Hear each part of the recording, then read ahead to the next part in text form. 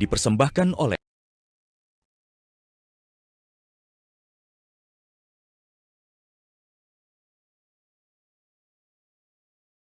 Ya baik pemirsa Agama Lama TV, kembali lagi di dialog spesial masih bertemakan moderasi beragama, dan tentunya masih ada narasumber yang sangat spesial di kesempatan malam hari ini. Masih bertahan ada Pak Kakanwil Kementerian Agama Provinsi Maluku Utara, Pak Sarbin Sehe, dan juga Pak Dahlan Saidi, Kepala Seksi Penerangan Agama Islam Kantor Kementerian Agama Provinsi Maluku Utara. Saya ke Pak Dahlan dulu nih. Nah, tadi dikatakan bahwa sebenarnya penyuluh agama di Kementerian Agama kan sangat banyak ya. Nah, ini kalau kita kaitkan dengan membentuk karakter moderat di masyarakat ini. Nah, apakah ada poin-poin khusus yang mungkin dititipkan, diamanatkan, atau menjadi sebuah amunisi kepada penyuluh ini untuk disebar kepada masyarakat?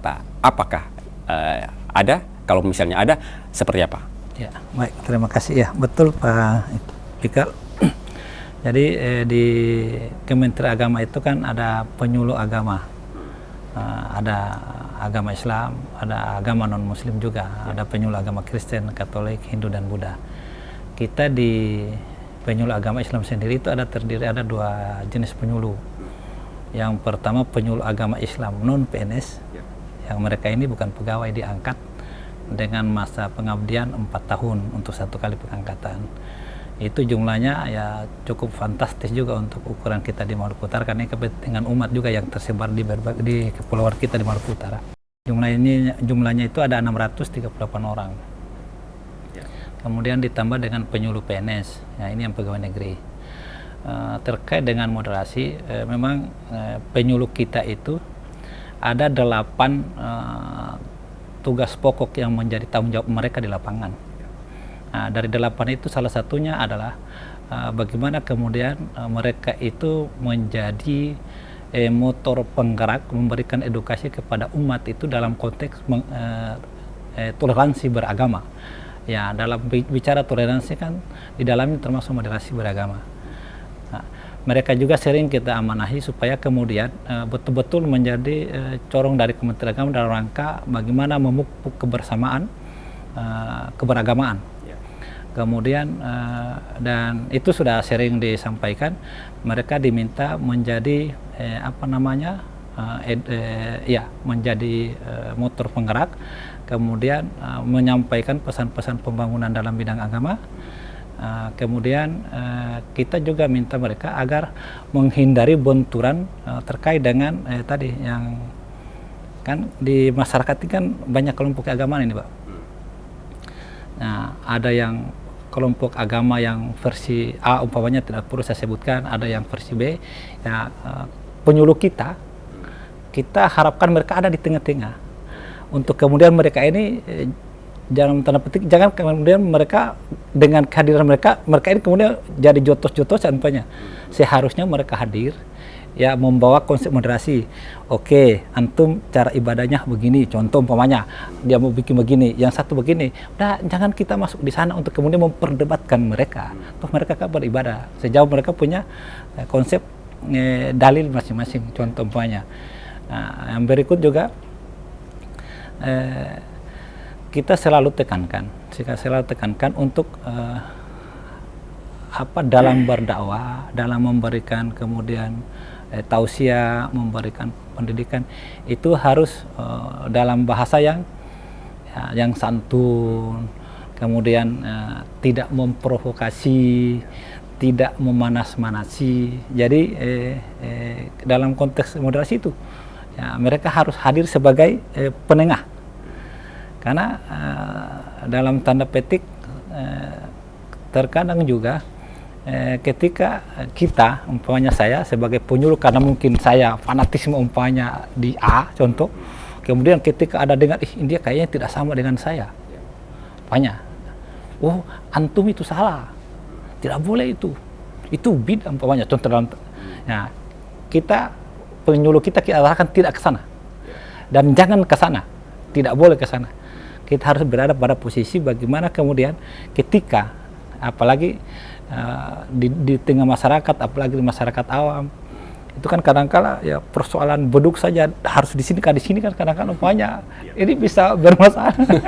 Hal kecil saja. Ini yang beduk ini yang sana tak boleh pukul, yang ini hanya boleh ini, kalau ini dipukul nanti itu jangan kita masuk, kemudian kita ya bikin jadi tambah kisruh di sana. Ya mereka itu kita minta mereka hadir di situ ya, supaya kemudian yang begitu jangan kemudian jadi benturan, jangan malah tambah jadi panas.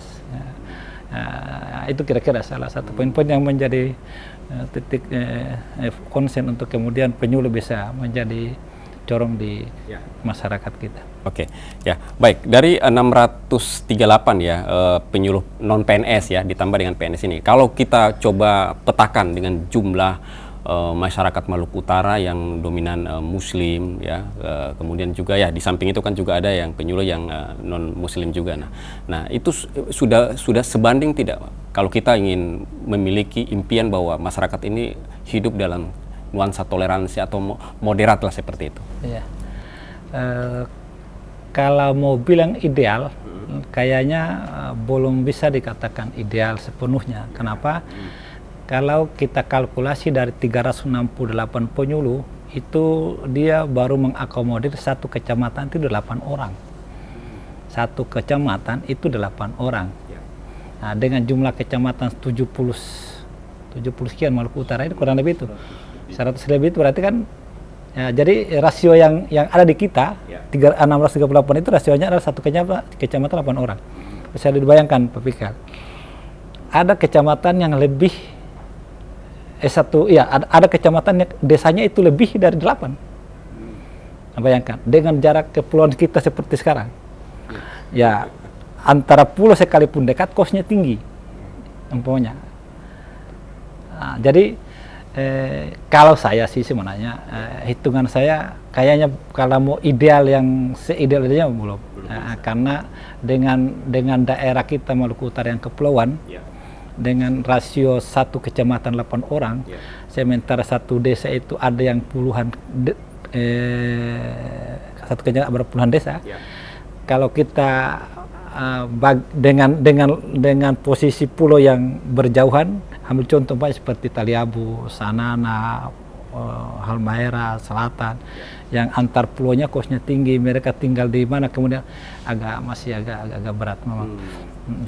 Tapi kita bersyukur dengan keberadaan mereka itu sudah sangat membantu sekali, karena penyuluh agama kita yang PNS sampai hari ini baru ada 15 orang, cuma 15 orang untuk satu provinsi. Satu juga sudah mutasi. Jadi dengan keberadaan luar biasa, sangat membantu sekali Kementerian Agama dalam rangka menyampaikan pesan-pesan moral dan pendidikan keagamaan kepada masyarakat kita. Karena mereka tersebar di pelosok-pelosok, Pak. Ya, tersebar di pelosok-pelosok yang 638 orang tersebar sampai di desa-desa di seluruh Maluku Utara. Oke. Jadi luar biasa. Ya. Baik, luar biasa. Ini berarti memang kalau dilihat rasio ini kan memang agak berat juga ya bagi seorang person untuk menyampaikan pesan-pesan moral. Nah ini mungkin saya ke Pak Kanwil lagi. Nah, kalau dengan kondisi seperti ini memang berarti kan butuh peran serta semua pihak ya, baik pemerintah ataupun secara institusi lain lah ya, untuk berkolaborasi dalam hal membentuk karakter yang moderat ya, seperti itu. Nah, apakah sikap-sikap untuk moderat ini ya, katakanlah kan keluarga itu kan merupakan unit terkecil ya untuk mendidik ya. Apakah itu bisa juga untuk kita kembangkan lebih dini dalam lini keluarga, kalaupun ada, sederhananya seperti apa, biar keluarga juga bisa tahu, ini loh bisa dipraktekkan secara sederhana di keluarga. Ya, silakan Pak. Ya, jadi Pak Ikal, saya ingin menambah penjelasan dari Pak Kasih Perdana Agama Islam Palan tadi. Idealnya kita petahkan soal kebutuhan penyuluh kita itu kan saat ini kita ingin memetakan satu kelurahan satu orang, satu desa satu orang. Tapi kan urusan kemudian muncul dari kelurahan besar, kelurahan kecil, ada desa besar, desa kecil, dan itu ya persoalan, sehingga memang dari asumsi rasio dengan luas wilayah sesungguhnya tidak rasio. Tetapi daripada tidak ada ya ada. Nah, tugas utama penyuluh sesungguhnya adalah menyampaikan pembangunan kehidupan beragama dengan bahasa agama. Nah, tentunya karena prinsip-prinsip agama harus disampaikan, kita berharap menyampaikan dengan pikiran yang moderat. Tadi yang bilang pendengar, kalau moderat dalam perspektif Islam kan wasatiyah, yang hadiah. Nah, itu yang kemudian kita kemas menjadi moderasi beragama. Apa praktik yang paling sederhana? Tidak ada pemaksaan di keluarga misalnya. Aspek pendidikan jalan, tapi aspek pemaksaan kemudian tidak berlebihan, yang kemudian menjadi doktrin, yang kemudian menafikan aspek-aspek keseimbangan tadi. Karena kita butuh aspek keseimbangan sesungguhnya di dalam prospek penghayatan pengamalan nilai agama. Jadi tetap kita mendorong untuk melaksanakan prinsip-prinsip agama secara baik, benar, baik dan benar, benar dan baik itu secara maksimal, tetapi terus kita moderat. Saya kasih contoh Pak Ikal, Ana masih buka puasa sekira. Ana masih buka puasa. Saya sudah selesai buka puasa dan menuju salat saya. Ana mungkin masih makan. Saya tidak bisa ekstrim, berhenti dulu makan, salat dulu. Itu kan ekstrim menurut saya. Sering ketemu. Ya, sering ketemu saya itu ekstrim. Tapi kalau saya biarkan dia buka puasa dulu, saya mungkin harus salat, ya sudah salat misalnya, karena mungkin harus mengambil waktu lebih awal misalnya. Lalu dia setelah buka dia salat. Kan tatatannya kan sama, salatnya kita kerjakan. Tanpa kita tinggalkan. Tujuan untuk berhubungan dengan Allah terwujud. Hablumnallah tercapai tadi. Salat. Jadi persoalan kalau dia tidak salat itu juga keliru menurut saya. Nah, jadi moderat beragama dalam prospek ibadah puasa bukan saling memaksakan, terutama yang tidak puasa terus sudah orang berpuasa sudah mari berkawan makan sudah bikin apa nggak puasa sampai. Saya kira itu bukan prospek moderat, begitu salah. Nah, sebaliknya begitu. Orang terpuasa terus ngana di sudah neraka ngana. Dia bilang prospek itulah. Biarkan sajalah sepanjang hukum syariatnya terpenuhi ya. Misalnya saya ketemu teman tamu dari Jakarta layani makan, sudah saya berhadapan dia makan tapi saya tidak makan. Tapi saya menghargai dia sebagai tamu karena dia wujudnya memang dia dari aspek syar'inya dia tidak puasa, sudahlah. Saya juga dihargai karena saya harus berpuasa, ya sudah. Tapi bisa dalam satu ruang. Nah, itu yang paling sederhana seperti itu. Karena kalau kita ekstrim sudah berhenti orang sholat sana sholat dulu. Boleh jadi anak itu dalam keadaan lapar satu hari puasa, tapi kita sangka istirahat. Satu sisi bolehlah pendidikan, kita setuju itu. Tetapi karakter itu tidak sepanjang memaksanakan menjadi karakter yang baik, saya kira tidak seperti itu. Sehingga itu yang paling sederhana seperti itu. Nah, ibu-ibu yang sering ke pasar juga kan pikiran kadang-kadang ekstrim. Rata-rata ibu-ibu ini pergi pasar pula itu kan bawa minimarket meja makan. Betul ya, rata-rata kita alami seperti ini dalam proses puasa dengan karakter moderat. Hampir supermarket dibawa ke atas meja makan. Tapi begitu dia makan satu-satu saja, satu kui semua kan mubazir. Nah, itu yang menurut saya itu harus dihentikan, misalnya diberikan prospek yang lain, sehingga sesuai dengan kebutuhan saja, misalnya bukan sesuai keinginan kira-kira. Dalam proses puasa seperti itulah dia ada nilai-nilai kearifan yang harus kita lakukan bersama. Nah, saya kira itu Pak Ikal. Jadi moderat itu sesungguhnya ruang yang paling enak karena bisa berhidup dengan siapapun, meskipun kita berbeda, asalkan tidak saling mempengaruhi berlebihan dan saling bermusuhan berlebihan misalnya. Ini akan melahir benturan. Nah, seperti itu.